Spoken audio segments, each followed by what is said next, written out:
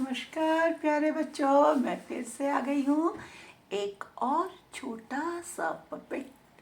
Puppet कहिए, खिलौना कहिए, आप खेल सकते हैं, एंजॉय कर सकते हैं उससे। और बहुत ही काम आता है वो। बहुत सरल सा है। देखिए ज़रा क्या होगा ये, पहचान सकते हैं आप?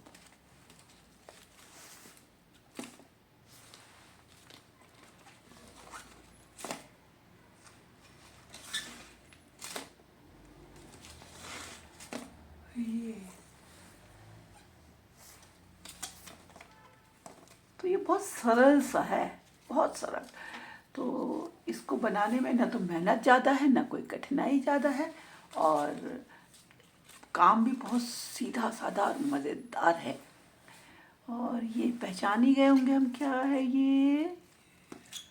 पहचान में आ रहा है कुछ? ये आ रहा है ना, एक बड़ा सा ये रेप्टाइल, स्नेक, सांप। हाँ, छोटा छोटा सा ऐसा सांप आप बना सकते हैं।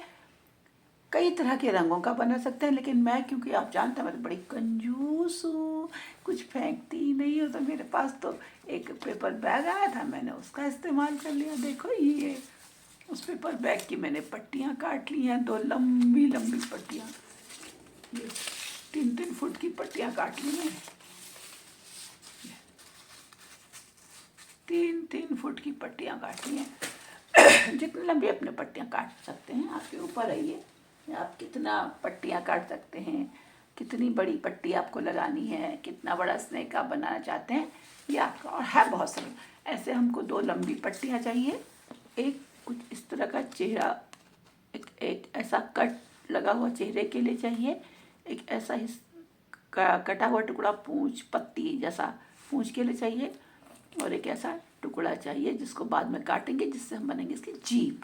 तो ये हम किनारे रख लेते हैं और शुरू करते हैं काम, क्योंकि ये काम तो आपने पहले भी किया होगा, है ना।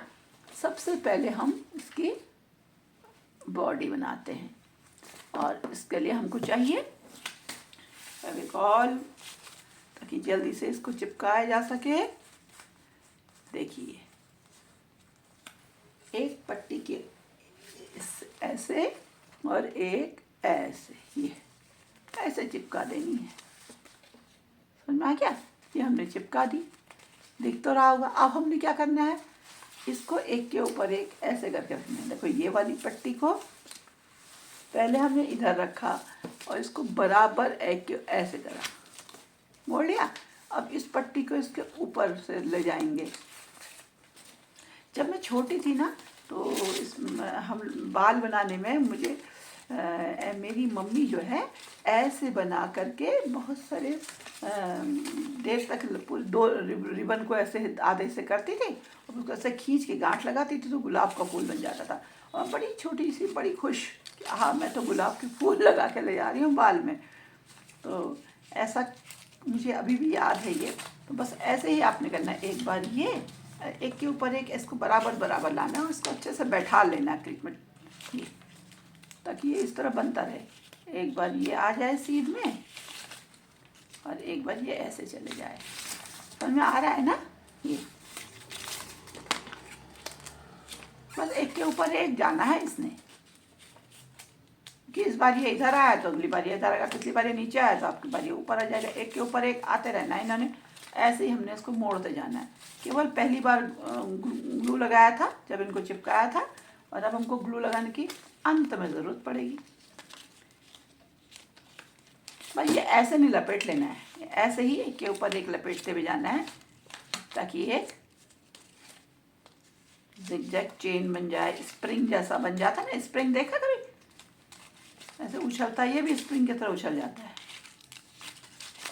और इस तरीके से आप बहुत सारे उछलने वाले, हिलने डुलने वाले पपेट या टॉय बना सकते हैं।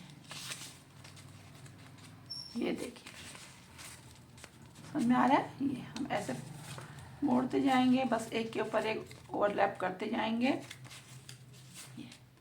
अब क्योंकि ये अंतिम है ना, अब इसके बाद इतनी गुंजाइश नहीं है इसमें कि हम इसको कहीं और बढ़ा सकें, तो हम इनको चिपका देंगे।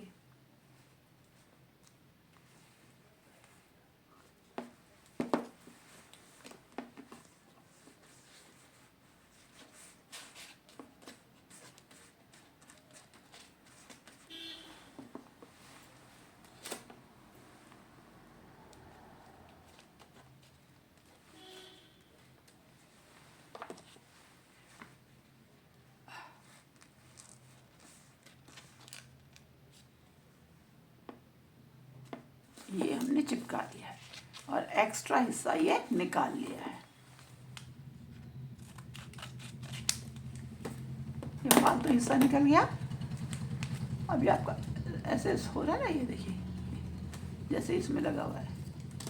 अब इसके जो ये है, इसमें हम यहाँ पर 2 आँख बना लेंगे आउटलाइन करते हुए।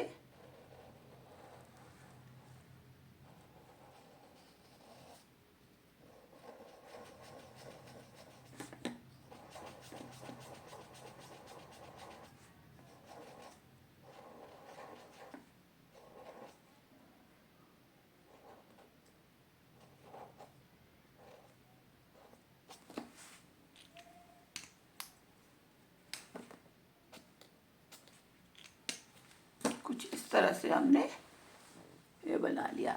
अब इसका थोड़ा सा हिस्सा पीछे को मोड़ के यहाँ पर हम गोंद लगा लेंगे। अगर हम मोड़ेंगे नहीं तो वो अच्छे से चिपकेगा नहीं और उछलता सा नहीं दिखेगा, वो चिपक जाएगा एकदम ही। तो हम इसमें थोड़ा सा फेविकॉल लगा लेंगे। लगता है चित्र बनाते बनाते बनाते इनकी भी क्षमताएं कम हो गई हैं, है ना। जितनी आपकी क्षमताएं बढ़ रही हैं तो हमारी गोंद की शीशी की क्षमता खत्म हो रही, कम हो रही है। तो देखिए अब ये, अब हम इसको ऐसे चिपका देंगे।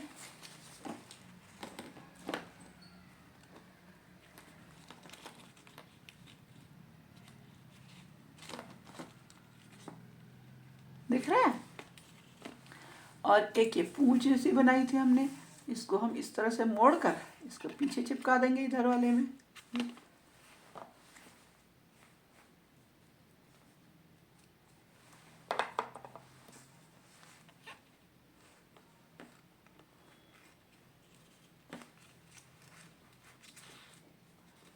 थोड़ा सा इससे पूंछ का शेप आ जाएगा। अब देखिए है ना ये।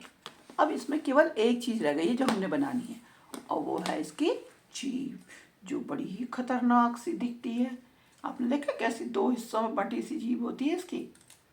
तो उसके लिए हम क्या करेंगे ये बताती हूँ। बीच में से ऐसे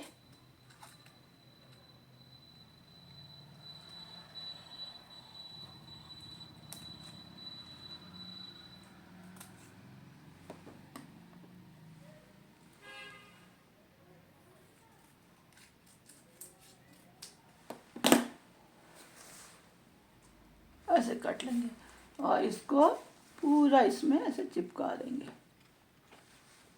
बस हमारा हो गया एक कहानी का एक पात्र। अब चाहे ये परी रानी वाली कहानी की हो, जो कौवे वाली कहानी सुनाई थी ना मैंने एक बार आपको, कि एक कौवा था, उसकी एक दोस्त लोमड़ी थी, और जिस पेड़ में वो कौवे और उसके बच्चे रहते थे उसके नीचे एक सांप रहता था बड़ा खतरनाक सा, और वो हमेशा कौवे के अंडे खा जाया करता था। कौवा बड़ा परेशान रहता था। और फिर उस कौवे लोमड़ी ने कौवे को बताया कि होशियारी से काम लो, बड़ा बहादुर, जो बड़ा खतरनाक और बहादुर होता है उसके सामने दिमाग का प्रयोग करते हैं, शरीर का नहीं। तो वो एक कहानी का सांप था।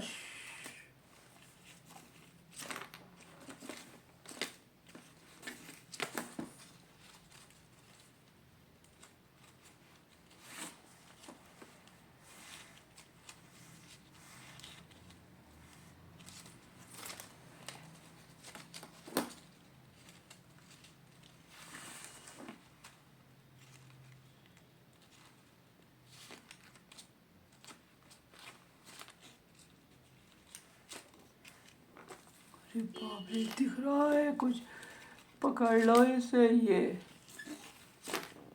तो ये जो छोटा सा पपेट आपका है, ये बहुत ही सरल, बहुत सा साधारण सा दिखने वाला, लेकिन बड़े काम का है।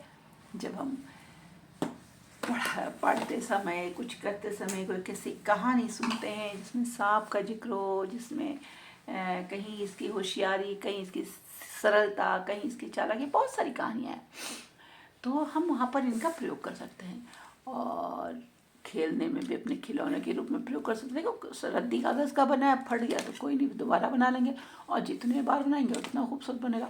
और जितनी लंबी पट्टी होगी, 5-6 फुट की होगी, तो लंबा सा सांप बनेगा। अब आप इसको कह सकते हैं ये आया, ये ऐसे करा, ऐसे पकड़ा, छोड़ दीजिए, ऐसे पकड़िए, आदमी तो डर जाएगा।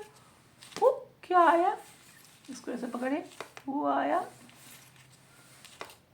तो इस तरह से हम बहुत सारे कहानी के पात्र तैयार कर सकते हैं। तो आप मुझे मेरे कमेंट बॉक्स में लिख के बताएंगे कि आपको ये सांप कैसा लगा, और कठिन या सरल आप इसे बना पाएंगे ना। मुझे लगता है बना लेंगे बिल्कुल।